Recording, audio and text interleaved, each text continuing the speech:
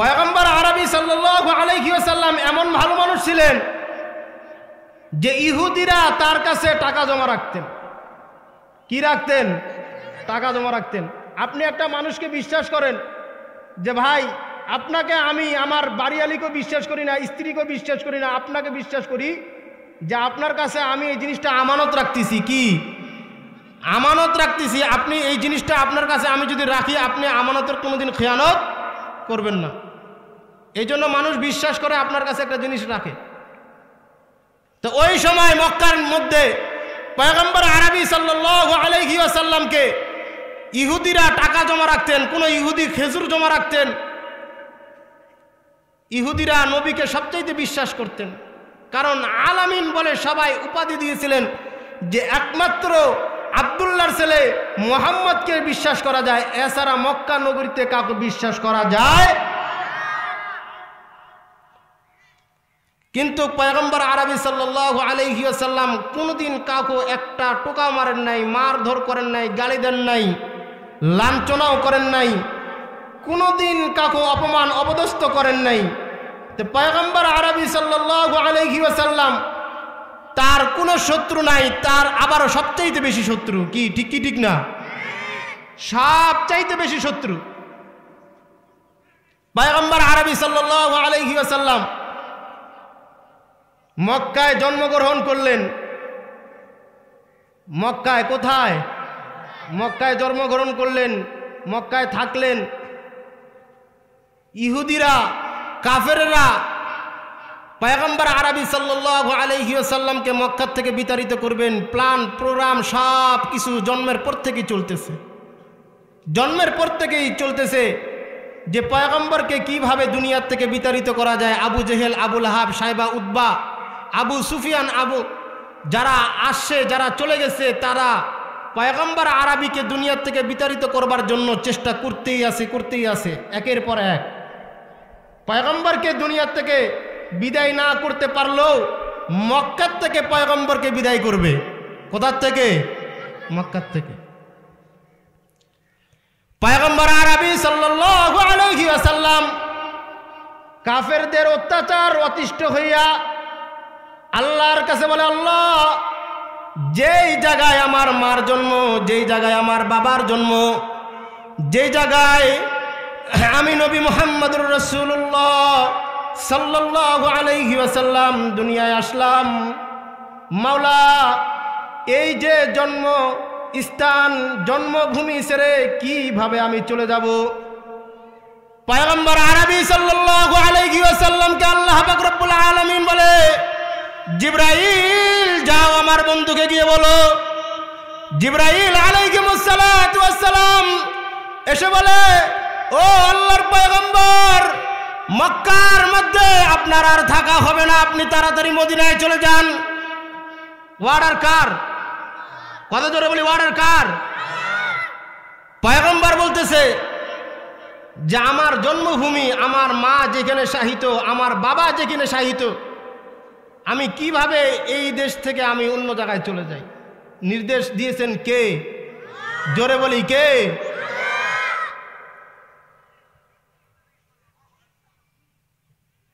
53 বছর মক্কা নগরীতে থাকলেন। পয়গম্বর আরবি সাল্লাল্লাহু আলাইহি ওয়াসাল্লামের জিন্দেগি যে আয়াতে কারিমা তেলাওয়াত করেছি, এই বিষয় আলোচনা হবে ইনশাআল্লাহ। তো পয়গম্বর আরবি সাল্লাল্লাহু আলাইহি ওয়াসাল্লাম মক্কা থেকে চলে গেলেন। আল্লাহ পাক রব্বুল আলামিন নির্দেশ দিয়েছেন, চলে গেছেন। চলে যাওয়ার পরে 7 বছর অথবা 8 বছর অথবা 10 বছর, কোন রেওয়ায়েতে আসছে, অথবা কয়েক বছর পর পয়গম্বর আরবি সাল্লাল্লাহু আলাইহি ওয়াসাল্লাম স্বপ্নে যোগ দেখছে মদিনার থেকে মক্কায় হিজরত করে আল্লাহর রসুল তোয়াফ করার জন্য মদিনার থেকে কোথায় আসে? মক্কায়। মদিনার থেকে মক্কায় করে আসবে। স্বপ্ন দেখছে কে? নবী মুহাম্মদুর রাসূলুল্লাহ। আর আপনি আর আমি যদি স্বপ্ন দেখি রাতের বেলা ঘুমাইছি বালিশের নিচে অনেক লাখ লাখ কোটি কোটি টাকা, ঘুম ভাঙে যদি উঠে দেখি বালিশের নিচে একটা টাকাও নেই, সর্বনাশ।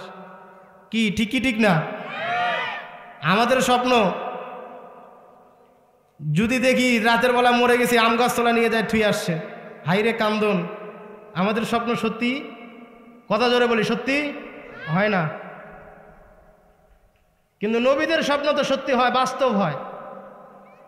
এটা আল্লাহ পাক রব্বুল আলামিন ছোট্ট একটা উদাহরণ দেয়। নবীদের স্বপ্ন সত্যি হয়, সাহাবীদেরও স্বপ্ন সত্যি হয়। হযরত ওমর, হযরত আলী, যেই সময় হযরত ওমর খলিফাতুল মুসলিমিনের দায়িত্ব পালন করতেছিলেন, ওই সময় হযরত আলী ঘুমন্ত অবস্থায় স্বপ্ন দেখতেছে। আর ওই স্বপ্নটা আবার হযরত ওমরও দেখতেছে। কে দেখতেছে? আলী যে স্বপ্ন দেখতেছে, হযরত ওমর ওই স্বপ্ন দেখতেছে। হযরত আলী রাদিয়াল্লাহু তাআলা আনহু রাতের বেলা ঘুমন্ত অবস্থায় স্বপ্ন চোখে দেখতেছে। পয়গম্বর আরবি সাল্লাল্লাহু আলাইহি ওয়াসাল্লাম আলীকে বলতেছে, আলী, এই যে তোমাকে আমি একটা খেজুর দিলাম, নাও তুমি এই খেজুরটা পান করবা। একজন বুড়ি পয়গম্বর আরবি সাল্লাল্লাহু আলাইহি ওয়াসাল্লাম মসজিদে নববীর মধ্যে বসা।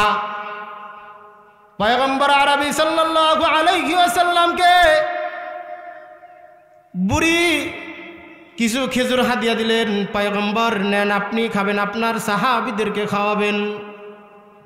হযরত আলী এই স্বপ্ন দেখতেছে, আর স্বপ্ন দেখতে দেখতে ফজরের আজান হয়ে গেছে। মসজিদ থেকে আসসালাতু খায়রুম মিনান নাওম বলে মুয়াজ্জিন আজান দিয়েছে। সবাই, সমস্ত সাহাবীরা মসজিদে নববীর মধ্যে উপস্থিত। হযরতে ওমরের নেতৃত্বে ফজরের নামাজ আরম্ভ হয়ে গেছে। পয়গম্বর আরবি সাল্লাল্লাহু আলাইহি ওয়াসাল্লামের সাহাবী হযরত ওমর নামাজ পড়াইলেন। নামাজ পড়াবার পর মসজিদের মিম্বরের মধ্যে বসে খুতবা দিচ্ছেন। পয়গম্বর আরবি সাল্লাল্লাহু আলাইহি ওয়াসাল্লামের সাহাবী ওমর বয়ান দেওয়ার সময় একজন লোক এসে বলতেছে, ওমর, এই যে নেন, আপনাকে কিছু হাদিয়া দিলাম, খেজুর, আমার গাছের পহেলা খেজুর। হযরতে ওমর বলে, ঠিক আছে। ওমর খেজুর হাদিয়া নিলেন। নেওয়ার পরে সাহাবীদেরকে খেজুর দিলেন। সমস্ত সাহাবীদেরকে একটা একটা করে খেজুর দিলেন। হযরত আলীও ওইখানে উপস্থিত আছেন, আলীওকে একটা খেজুর দিলেন। আলী বলে, আমিরুল মুমিনিন, খলিফাতুল মুসলিমিন, আমাকে আরেকটা খেজুর দেওয়া যায় না? হযরতে ওমর বলে, ও আলী, তোমাকে না নবী মুহাম্মদুর রাসূলুল্লাহ সাল্লাল্লাহু আলাইহি ওয়াসাল্লাম একটা খেজুর দিয়েছে, আমি ওমর কিভাবে তোমাকে দুইটা খেজুর দেই? বলি সুবহানাল্লাহ। ওমরও যে স্বপ্ন দেখে, আলীও ওই স্বপ্ন দেখে। তৎকালীন হযরত ওমর যে স্বপ্ন দেখে, অথবা যে মানুষ যে স্বপ্নটা দেখে, হযরত ওমর ওই স্বপ্ন দেখে। আল্লাহ পাক রব্বুল আলামিন হযরত ওমরকে এমন মুআজিজা দিয়েছেন, এমন ক্ষমতা দিয়েছেন, মদিনার মধ্যে যে ব্যক্তিটা যে স্বপ্ন দেখে, ওমর ওই স্বপ্নটা দেখে। মক্কার মধ্যে ওমর যে স্বপ্ন দেখে, সাহাবীরাও ওই স্বপ্ন দেখে। বলি না সুবহানাল্লাহ। তো রাসূল আকরাম সাল্লাল্লাহু আলাইহি ওয়াসাল্লাম কোথায় গেছেন? ইয়াদ আছে? কোথায় গেছে? মক্কা থেকে কোথায় চলে গেছে? মদিনায়। স্বপ্ন দেখছে। মদিনার থেকে 500 কিলো দূর মক্কা। কত কিলো? 500 কিলো দূর। এই 500 কিলো দূরে মদিনার থেকে হিজরত করে মক্কায় যাবে, নিরাপদে হজ উমরা পালন করবে। হজ উমরা পালন করে আবার নিরাপদে মক্কার থেকে মদিনায় আসবে, আবার মদিনার থেকে মক্কায় যাবে। এটা রাসূলের স্বপ্ন। পয়গম্বর আরবি সাল্লাল্লাহু আলাইহি ওয়াসাল্লাম সাহাবীদেরকে বলতে, সাহাবীরা তোমরা শোনো, আমি পয়গম্বর স্বপ্ন দেখেছি, মদিনার থেকে মক্কায় নিরাপদে চলে গেছি। আবার হজ উমরা পালন করে মক্কা থেকে আবার মদিনায় চলে আসি। সাহাবীরা অনেক খুশি, বলতেছে ইয়া রাসূলুল্লাহ, ইয়া হাবিবাল্লাহ, ও আল্লাহর পয়গম্বর, 8 বছর হয়ে যাইতেছে অথবা 5 বছর হয়ে যাইতেছে, নিজের মাতৃভূমি জন্মদেশ আমরা এখনো যাইতে পারি না। আমাদের মা বাবা ওই জায়গার মধ্যে শাহিত, আমাদের কতই না দুঃখ, কতই না বেদনা। পয়গম্বর বলে চলো আমার সঙ্গে, কে কে যাবা তোমরা মদিনায় মক্কায়? পয়গম্বর আরবি সাল্লাল্লাহু আলাইহি ওয়াসাল্লামের সঙ্গে 1400 সাহাবী নিয়া মদিনার থেকে রওনা হইলেন মক্কার উদ্দেশ্যে। পয়গম্বর আরবি সাল্লাল্লাহু আলাইহি ওয়াসাল্লাম মক্কা থেকে মদিনা থেকে মক্কায় হিজরত করবেন। পয়গম্বর আরবি সাল্লাল্লাহু আলাইহি ওয়াসাল্লাম সমস্ত সাহাবীদেরকে নিলেন, 1400 সাহাবীদেরকে নিলেন, খাওয়া দাওয়ার সব কিছু রেডি করে নিলেন। পায়ে হেঁটে রওনা করলেন, 500 কিলোমিটার দূরে যাবেন। পয়গম্বর আরবি সাল্লাল্লাহু আলাইহি ওয়াসাল্লাম মদিনা থেকে রওনা হয়ে গেলেন। মক্কার মাঝামাঝি যখন পয়গম্বর আরবি সাল্লাল্লাহু আলাইহি ওয়াসাল্লাম চলে আসলেন, জায়গার নাম হুদাইবিয়া নামক একটা জায়গার মধ্যে আসলেন।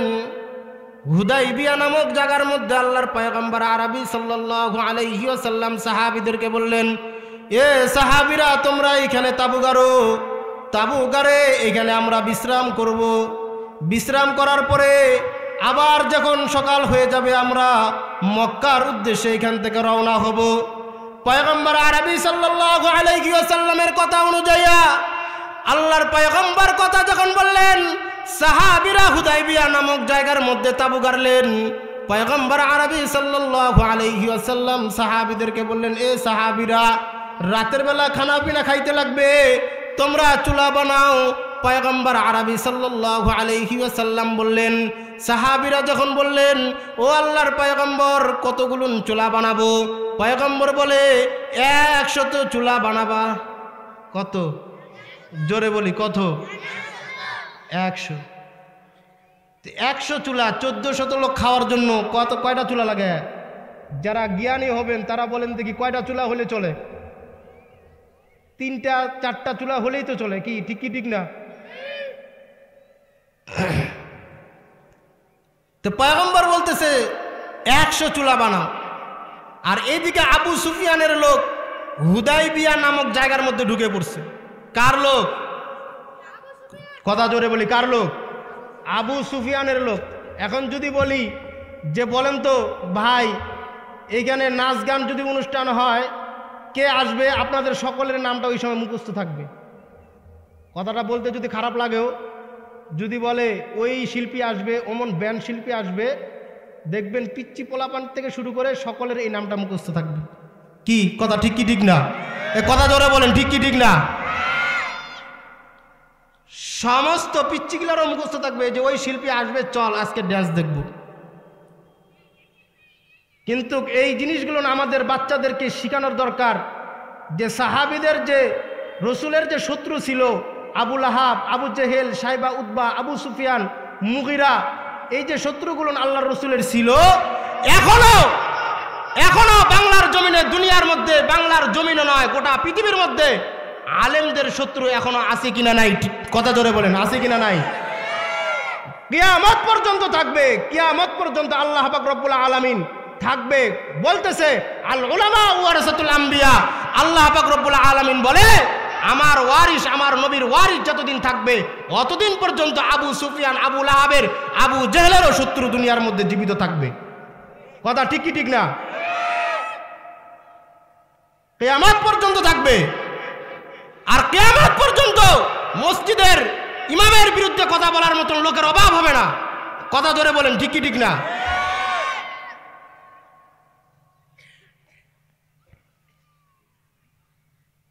আবু সুফিয়ানের লোক চলে আসে কোথায়? হুদাইবিয়া নামক জায়গায়, মুখস্থ করে রাখবেন। কোথায়? হুদাইবিয়া নামক জায়গায়। তবে আমি মাদ্রাসার মধ্যে জুমা পড়াই, যদি আপনাদের যদি মনে চায় তো এখানে নামাজ পড়তে আসবেন ইনশাআল্লাহ। গুরুত্বপূর্ণ কিন্তু আলোচনা হয় আমার মাদ্রাসায়। হুদাইবিয়া নামক জায়গায় আল্লাহর রসুল তাবু গাড়লেন। চুলা বানাইছেন কত? 100 চুলা। বাথরুম বানাইছেন 10টা। কয়টা বলেন দেখি? ফজরের নামাজের সময় যদি সবাইকে ডাকে দেওয়া হয়, তাহলে আপনার মাদ্রাসা অথবা আপনার বাড়িতে যদি ফ্যামিলি যদি 10 জন অথবা 50 জন থাকে, বাথরুম যদি 2টা থাকে, 3টার সময় যদি উঠে, তো মিস্টার বাথরুম সিরিয়াল দেওয়ার জন্য ওই সময় কাপড় চোপড় প্যান্ট সব ঢিলা হয়ে যাবে। কি ঠিক কি ঠিক না? সব ঢিলা হয়ে যাবে। বাথরুমের যদি চাপ দেয় ওই সময় সহ্য করার মতন ক্ষমতা কারো, কথা জোরে বলি, কারো ক্ষমতা। বয়স্ক লোকরা তো মাশাআল্লাহ আরো সহ্য করতে পারবে না। কি ঠিক কি ঠিক না? তো 1400 সাহাবী, চুলার দরকার 3-4টা হলেই চলে। রসুল বলছে চুলা বানাবা কয়টা? জোরে বলি কয়টা? 100 চুলা। কত? 100 চুলা। বাথরুম বানাবা কয়টা? 10টা। তা আবু সুফিয়ানের লোক আসছে, এসে দেখতেছে রাতের বেলা, কিরে এত চুলা কেন? আব্দুল্লাহর ছেলে মোহাম্মদ মনে হয় আবার যুদ্ধ করবার জন্য মদিনার থেকে মক্কায় আসতেছে, মক্কা মনে হয় আবার দখল করবে। কিন্তু রসুলের কি এই কালচার ছিল? কথা জোরে বলি, এই কালচার ছিল, আখলাক ছিল? রসুল কোনোদিন কাউকে মারছে? রসুল কোনোদিন কারো উপরে নির্যাতন করছে? রসুল কোনোদিন কারো হক মারে খাইছে? রসুল কোনোদিন মিথ্যা কথা বলছে? রসুল কোনোদিন কারো উপরে নির্যাতন নিপীড়ন করছে? করে নাই। তা আবু সুফিয়ানের লোক এসে বলতেছে, 2 জন আসছে, এসে বলতেছে কিরে চুলার তো অভাব নাই, এত চুলায় আগুন জ্বলে, খালি আগুন আর আগুন। একজন চুলা গুনে আর শেষ করতে পারে না। চল আবু সুফিয়ানের কাছে যাই। আবু সুফিয়ানের কাছে গিয়া বলতেছে, হে আবু সুফিয়ান, না তোরা না কইছিলাম আব্দুল্লাহর ছেলে মোহাম্মদের পিছনে লাগিস না? আব্দুল্লাহর ছেলে মোহাম্মদ আবার আসতেছে যুদ্ধ করবার জন্য। এইবার কাপড় চোপড় আর পাবি না, চল তাড়াতাড়ি এখান থেকে ভাগি। তোর ডাইনো নাই আর বামেও নাই। বলি সুবহানাল্লাহ। তোর ডাইনো নাই, বামেও নাই। তা আবু সুফিয়ান চলে গেল, আবু সুফিয়ানের কাছে চলে গেল এই কথা। আবু সুফিয়ান মনে মনে বলতেছে, এই তোরা রাতের বেলা যে কি যে দেখছোস না দেখছোস, যা আবার চলে যা, সকালবেলা তোরা দেখবি কতগুলো লোক আসছে। তা আবু সুফিয়ানের লোক আবার চলে গেছে কথা মতন। গিয়ে ভোরবেলা 3টার সময় আল্লাহ রসুল সবাইকে ডেকে দিয়েছে তাহাজ্জুদ পড়ার সময়। সবাই উঠে বাথরুমের সিরিয়াল লাগছে। বাথরুম কয়টা? 10টা। বিশাল লম্বা লাইন। ওরা পাহাড়ের উপর থেকে গোনাইতেছে 1 2 করে, বিশাল বড় লম্বা লাইন। সবাই বলতেছে হাইরে, বাথরুমের সিরিয়াল যদি এই পরিমাণ লম্বা হয়, না জানি তাঁবুর ভিতরে আরো কতগুলো না আছে। আমাদের যুদ্ধ করার দরকার নাই, চল আবু সুফিয়ান রে কই এখন টোপলা টপলি গোছায় পালাই মক্কার থেকে। বলি সুবহানাল্লাহ। তা আবু সুফিয়ান কইতেছে যে যুদ্ধ মধ্য করার দরকার নাই। তা আবু সুফিয়ানের লোক সবাই নীরব হয়ে আছে। পয়গম্বর আরবি সাল্লাল্লাহু আলাইহি ওয়াসাল্লাম সবচাইতে সাহাবী, সবচাইতে ধনট্টবলী সাহাবী হযরতে উসমান গনি। নাম কি? হযরতে উসমান। পয়গম্বর আরবি সাল্লাল্লাহু আলাইহি ওয়াসাল্লাম হযরতে উসমানকে বলতেছে, উসমান যাও আবু সুফিয়ানকে বলবা পয়গম্বর নিরাপদে মদিনা থেকে মক্কায় আসতেছেন হজ করার জন্য, আবার মক্কা থেকে মদিনায় চলে যাবেন। হযরতে উসমান গনি রাদিয়াল্লাহু তাআলা আনহু পয়গম্বর আরবি সাল্লাল্লাহু আলাইহি ওয়াসাল্লামের কথা অনুযায়ী আবু সুফিয়ানের কাছে গেলেন। আবু সুফিয়ানকে গিয়ে বলতেছে, এ আবু সুফিয়ান, আল্লাহর পয়গম্বর নিরাপদে মদিনা থেকে মক্কায় আসতেছে। আবু সুফিয়ান, আল্লাহর পয়গম্বর আরবি সাল্লাল্লাহু আলাইহি ওয়াসাল্লাম মদিনা থেকে মক্কায় আসতেছেন, নিরাপদে হজ উমরা পালন করে আবার মদিনায় চলে যাবে। আবু সুফিয়ান বলে, না না, আমি আব্দুল্লাহর ছেলে মুহাম্মদকে বিশ্বাস করি না, তোমাদেরকে আমি বিশ্বাস করি না। হযরতে ওসমান বলে, তোমার যদি বিশ্বাস না হয় তাহলে তুমি তোমার খোঁজ লোক লাগাও। পয়গম্বর আরবি সাল্লাল্লাহু আলাইহি ওয়াসাল্লামের কাছে আবু সুফিয়ানের লোক গেছে। আবু সুফিয়ানের লোককে বলে দিয়েছে, যায়া বলবা, পয়গম্বর আরবিকে গিয়ে বলবা, হে আল্লাহর পয়গম্বর, হযরতে ওসমানকে আবু সুফিয়ান হত্যা করেছে বলে নাউজুবিল্লাহ। পয়গম্বর আরবি সাল্লাল্লাহু আলাইহি ওয়াসাল্লাম চেহারা মোবারক লাল হয়ে গেছে, রাগান্বিত হইয়া দাঁড়ায়া গেছে। কি ব্যাপার? আমি স্বপ্ন দেখলাম মদিনার থেকে মক্কায় নিরাপদে আসব, আবার মদিনার থেকে মক্কায় আসব, হজ উমরা পালন করে নিজের বাপ দাদার কবর জিয়ারত করে আবার মক্কা থেকে মদিনায় চলে যাব। আমার সাহাবী হযরত ওসমানকে হত্যা করেছে, আমি কোনোভাবেই মানতে পারতেছি না। আমি তো যুদ্ধ করবার জন্য এখানে আসি নাই। পয়গম্বর আরবি সাল্লাল্লাহু আলাইহি ওয়াসাল্লাম চোখ মোবারক শুদ্ধ লাল হয়ে গেছে। আল্লাহর পয়গম্বর বলে, এ সাহাবীরা, আমার সঙ্গে কে কে তোমরা যুদ্ধে যাবা? পয়গম্বর আরবি সাল্লাল্লাহু আলাইহি ওয়াসাল্লামের হাতে হাত রেখে সবাই ওয়াদাবদ্ধ হয়ে গেছে। ওই সময় কয়েকজন মুসলমান নামধারী মুনাফিক আল্লাহর রাসূল সাল্লাল্লাহু আলাইহি ওয়াসাল্লাম যখন যুদ্ধের কথা বলেছে, কয়েকজন নামধারী মুসলমান মুনাফিক আল্লাহর রাসূলের যুদ্ধের ময়দান থেকে চলে গেছে, ওইখানে ওয়াদাবদ্ধ হয় নাই।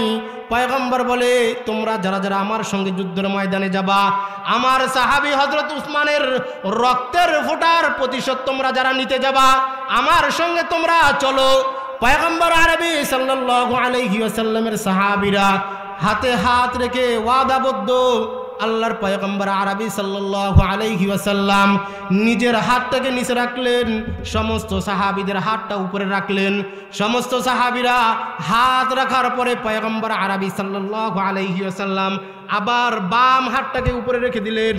উপরে রাখার পরে পয়গম্বর আরবি সাল্লাল্লাহু আলাইহি ওয়াসাল্লাম সাহাবীরা জিজ্ঞাসা করছে, ইয়া রাসূলুল্লাহ, ইয়া হাবিবাল্লাহ, আপনি তো আপনার একটা হাত রেখেছেন, আবার দ্বিতীয় হাত রেখে কেন রাখলেন?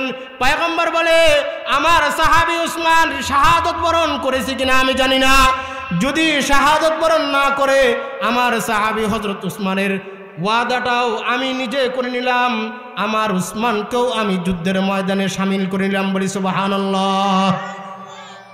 পয়গম্বর আরবি সাল্লাল্লাহু আলাইহি ওয়াসাল্লাম যখন যুদ্ধের ময়দানের দিকে রওনা হবে, আবু সুফিয়ানের লোক চলে গেলেন। আবু সুফিয়ানের লোক বলে, হে আবু সুফিয়ান, তুমি কি আব্দুল্লাহর ছেলে মুহাম্মদের সঙ্গে যুদ্ধ করে কি পারবা? না না, তুমি পারবা না। তবে যুদ্ধ করো, কোনো দরকার নাই, বুদ্ধি খাটাও, ব্রেন খাটাও। আবু সুফিয়ান বুদ্ধি খাটাইলেন, ব্রেন খাটাইলেন। আবু সুফিয়ান বললেন, যুদ্ধ করার কোনো দরকার নাই, যাও আব্দুল্লাহর ছেলে মুহাম্মদকে গিয়ে বলবা যুদ্ধ করব না, আমরা এটা সমাধান চাই। পয়গম্বর আরবি সাল্লাল্লাহু আলাইহি ওয়াসাল্লাম সমাধান চায়, আবু সুফিয়ানও সমাধান চায়। আবু সুফিয়ান কিছু শর্ত দিয়েছে।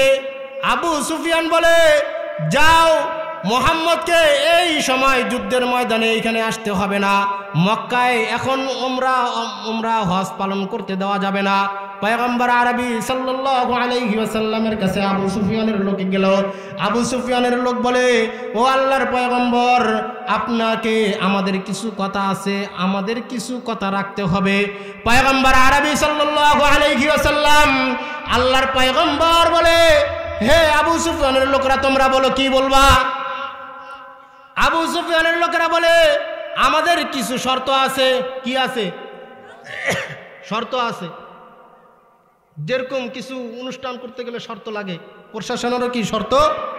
কথা জোরে বলি, কি শর্ত লাগে? তা আবু সুফিয়ান বলতেছে, আমার কিছু শর্ত আছে। আজ থেকে তুমি 10 বছর পর মক্কা ঢুকতে পারবা। কত বছর পর? কথা জোরে বলি, কয় বছর পর? 10 বছর পর মক্কায় ঢুকতে পারবা। তা আবু সুফিয়ানের লোক যখন এই কথা বলছে, আল্লাহর রাসূল রাজি হয়েছে। যে ঠিক আছে আমি 10 বছর পর মক্কায় ঢুকবো, উমরা হজ পালন করে আবার মদিনায় যাব। সাহাবীরা বলতেছে ইয়া রাসূলুল্লাহ, ইয়া হাবিবাল্লাহ, আপনি না স্বপ্ন দেখলেন যে আপনি মদিনা থেকে মক্কায় নিরাপদে আসলেন, আবার হজ উমরা পালন করে মদিনায় চলে গেলেন। রাসূল বলে থামো, তোমরা দেরি করো। আবু সুফিয়ানের লোকেরা বলে যে মক্কা থেকে কোনো লোক যদি মুসলমান হইয়া মদিনায় ঢুকে, কোথায়? মক্কা থেকে কোনো মুসলমান যদি মদিনায় ঢুকে, তাহলে ওই লোকদেরকে আপনি মদিনায় ঢুকতে দিবেন না। কি মদিনায়?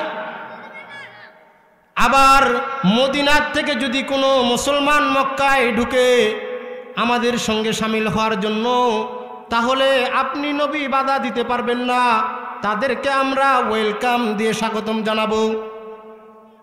পয়গম্বর আরবি সাল্লাল্লাহু আলাইহি ওয়াসাল্লাম তা তো রাজি হইলেন, সমস্ত শর্ত মেনে নিলেন। পয়গম্বর আরবি সাল্লাল্লাহু আলাইহি ওয়াসাল্লামকে বলতেছে আপনি এখানে দস্তখত করেন, সিগনেচার করেন। কাগজ দিছে, পয়গম্বর আরবি সাল্লাল্লাহু আলাইহি ওয়াসাল্লাম সিগনেচার করতে পারেন না। আলীকে বলে আলী, তুমি তো আমার নিজের লোক, তুমি আমার বদলে তুমি স্বাক্ষর দিয়ে দাও, সিগনেচার দিয়ে দাও। হযরতে আলী স্বাক্ষর দিবেন, নবী মুহাম্মদুর রাসূলুল্লাহ স্বাক্ষর দিচ্ছেন। কি দিচ্ছেন? নবী মুহাম্মদুর, জোরে বলি কি মুহাম্মদুর, বলতেও কি শরম লাগে? জোরে বলি মুহাম্মদুর স্বাক্ষর দিচ্ছেন। আবু সুফিয়ান না বলতেছে হে আব্দুল্লাহর ছেলে মুহাম্মদ, এই জায়গায় রাসূলুল্লাহ থাকতে পারবে না। বলি নাউজুবিল্লাহ, জোরে জোরে।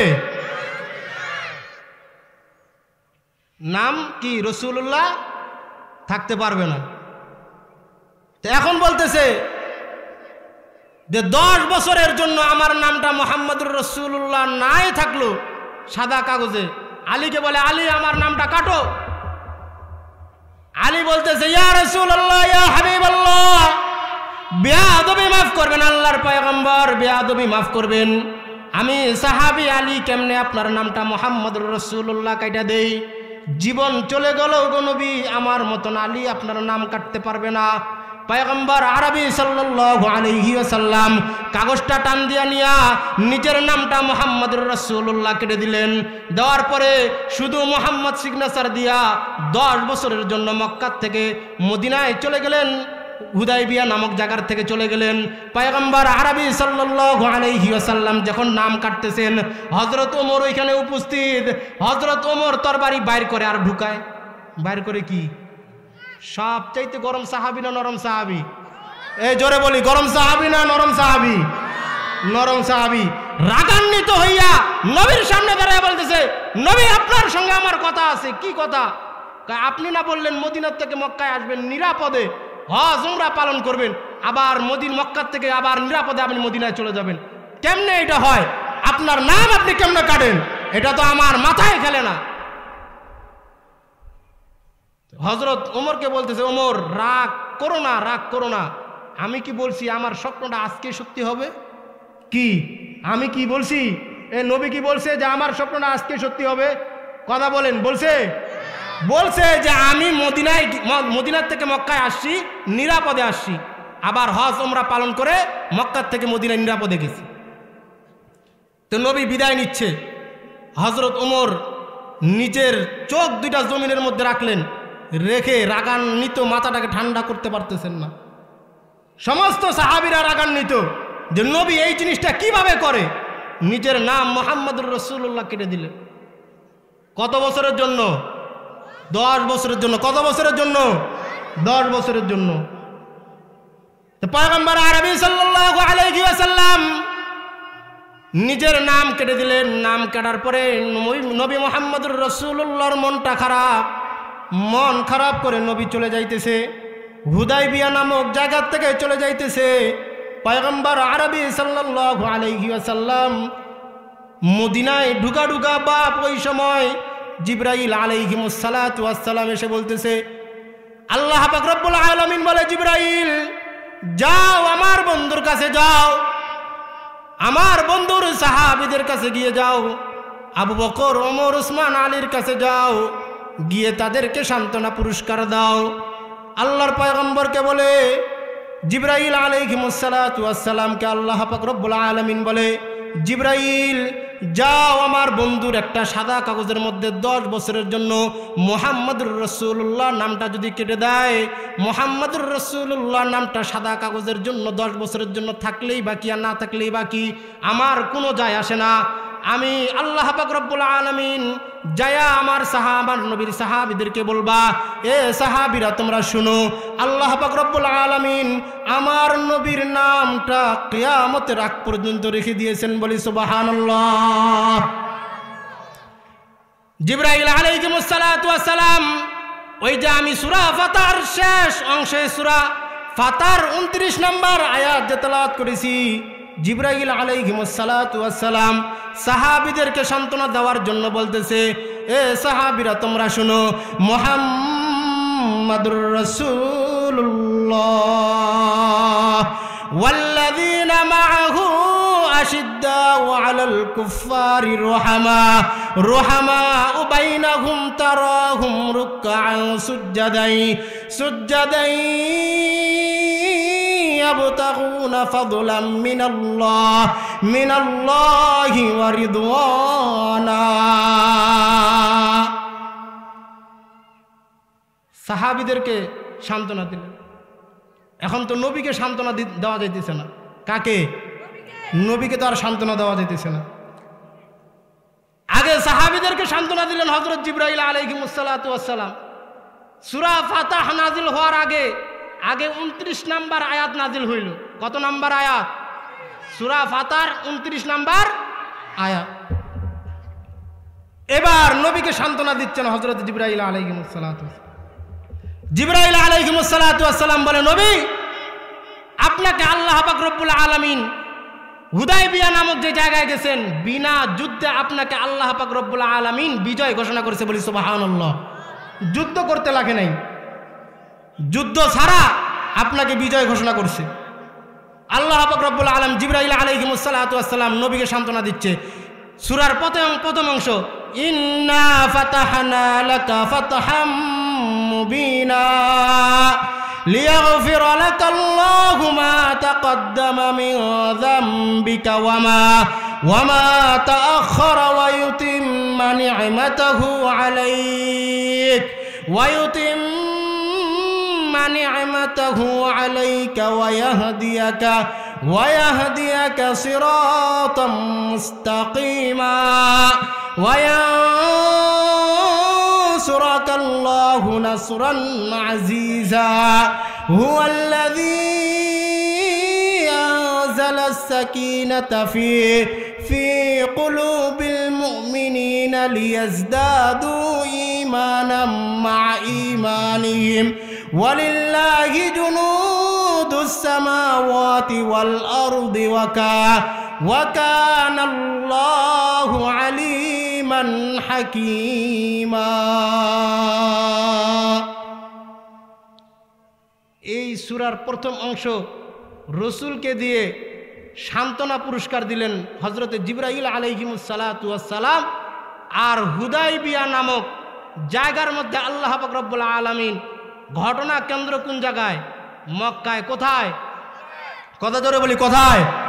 মক্কায়। সূরা নাজিল হলো কোথায়? মদিনায়। কোথায়? মদিনায়। আল্লাহ পাক রব্বুল আলামিন এই হুদায়বিয়া নামক জায়গায় যুদ্ধ না করে আল্লাহ পাক রব্বুল আলামিন বিনা যুদ্ধে বিজয় করাইলেন। কে? আল্লাহ পাক রব্বুল আলামিন।